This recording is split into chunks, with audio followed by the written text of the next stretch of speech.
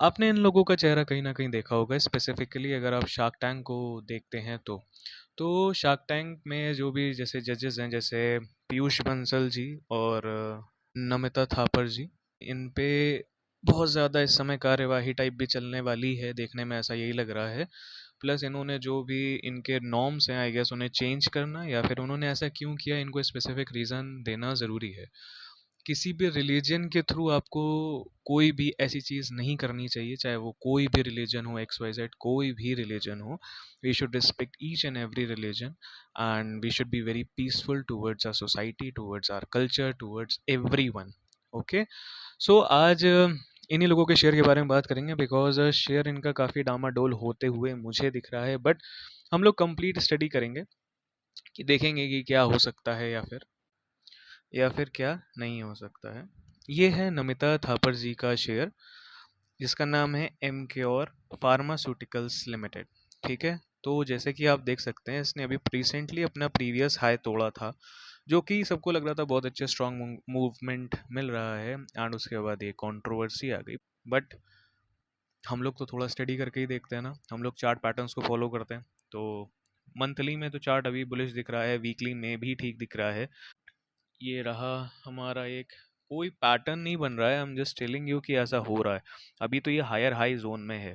ठीक है, अगर आप ध्यान से देखो तो, क्योंकि अभी ये इसी वीक की स्टार्टिंग हुई है, तो वीकली में कोई खास अंतर नहीं दिख रहा है। ठीक है, डेली में चल के देखते हैं। डेली में आप ध्यान से देखो, मार्केट अच्छा फॉल हुआ 20%, एंड उसके बाद भी कुछ खास हमें देखने को इनके अंदर गिरावट नहीं दिखी। यानी सेक्टर देखा जाए फार्मास्यूटिकल्स का स्ट्रॉन्ग है अभी, ये हायर हाई की तरफ जा रहा है, लेकिन बहुत ज़्यादा ना इसमें स्ट्रॉन्गनेस नहीं है, ये स्ट्रॉन्ग नहीं है मेरे हिसाब से। तो अभी स्ट्रॉन्ग नहीं है, इसीलिए ये इशू है। ठीक है, स्ट्रॉन्ग नहीं है अभी फ़िलहाल, ये एक मेरे हिसाब से रेंज बाउंड सिचुएशन आ जाएगी।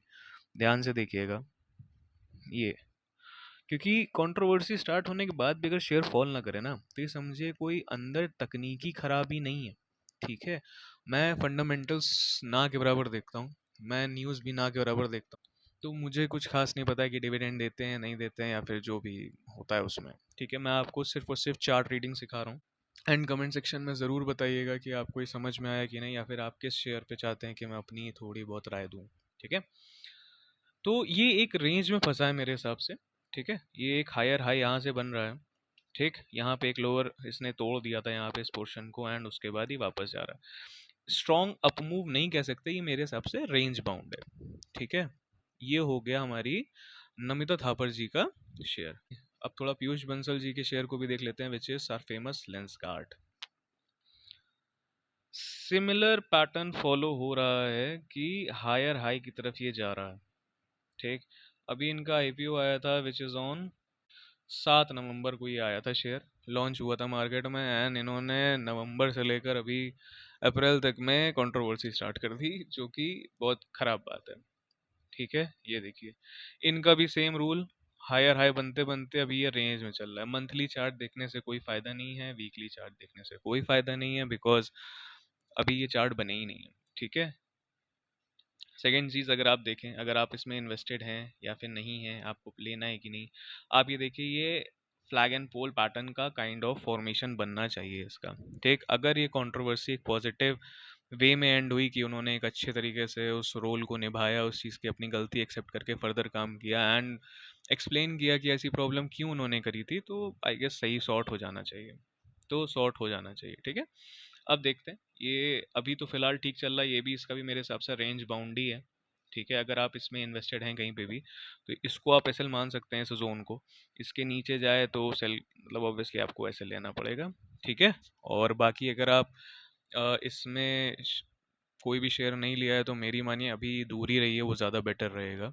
ठीक है, एंड जब इतना देख ही लिया है, तो थोड़ा निफ्टी के बारे में भी चर्चा कर लेते हैं। अगर आप मेरे टेलीग्राम चैनल से नहीं जुड़े हैं तो ज्वाइन कर लीजिएगा, लिंक डिस्क्रिप्शन में है, वहाँ मैं फर्दर अपडेट देता रहता हूँ।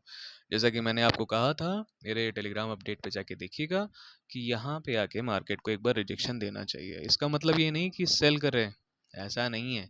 ये काइंड ऑफ रीटेस्ट फेज होता है। अगर बुलिश सेंटिमेंट्स मार्केट होते हैं ना, तो ये डायरेक्टली वन वे मूव नहीं होता। अब ये देखो, ये हुआ, इसके बाद इसने ये लिया, ठीक, यहाँ से आके यहाँ, एंड ये जो पिंक देख रहे हो आप, ये हैं गैप्स।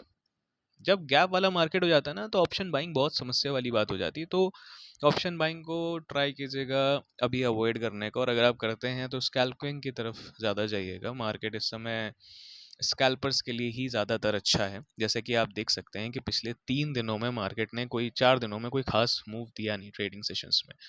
तो इस चीज़ का बहुत ध्यान रखिएगा। सेकेंड चीज़, अब क्या हो सकता है मैं आपको बताता हूँ। इसका हाई मार्क कर लीजिए।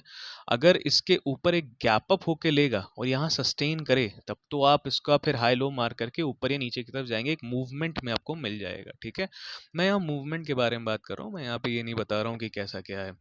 ठीक है, उसके बाद सेकेंड चीज, अगर ये इसको गैप फिल करके, ठीक है, इस ट्रेंड लाइन को तोड़े, जैसे मेरे हिसाब से जो अच्छा मार्केट होता है ना, जैसे आप कहते हैं कंप्लीटली बुलिश है, वो यही होता है कि यहाँ तक आए, इसको कवर करे, इसको यहाँ तक जाए, यहाँ पे सस्टेन करे, एंड उसके बाद ये ऊपर जाए, तो मार्केट अच्छा गला है। क्योंकि ये जो गैप है ना, ये आज नहीं कल नहीं समस्या क्रिएट करते हैं ऑप्शन बायर्स के लिए। प्लस ये स्टॉक के मोमेंटम को बहुत ज़्यादा रोक लेते हैं। ठीक है, स्टॉक्स के जो मोमेंटम होते हैं ना, उनको रोक लेते हैं। अब आप या तो स्पेशलाइज सेक्टर वाइज जाइए। ठीक है, सेक्टर वाइज जाएंगे ना तो भी थोड़ा सा आपको सोचना पड़ेगा कि कौन से सेक्टर में कौन सी चीज़ें क्या है। प्लस आप टेलीग्राम चैनल पे जुड़े होंगे तो आपको खुद खुद समझ में आता रहेगा। ऑलराइट, आई होप वीडियो अच्छा लगा होगा। Do like share and subscribe to my channel, and अपनी राय कमेंट सेक्शन में ज़रूर बताया करिए, मुझे अच्छा लगता है सुन के। ठीक है, thank you so much for watching this video.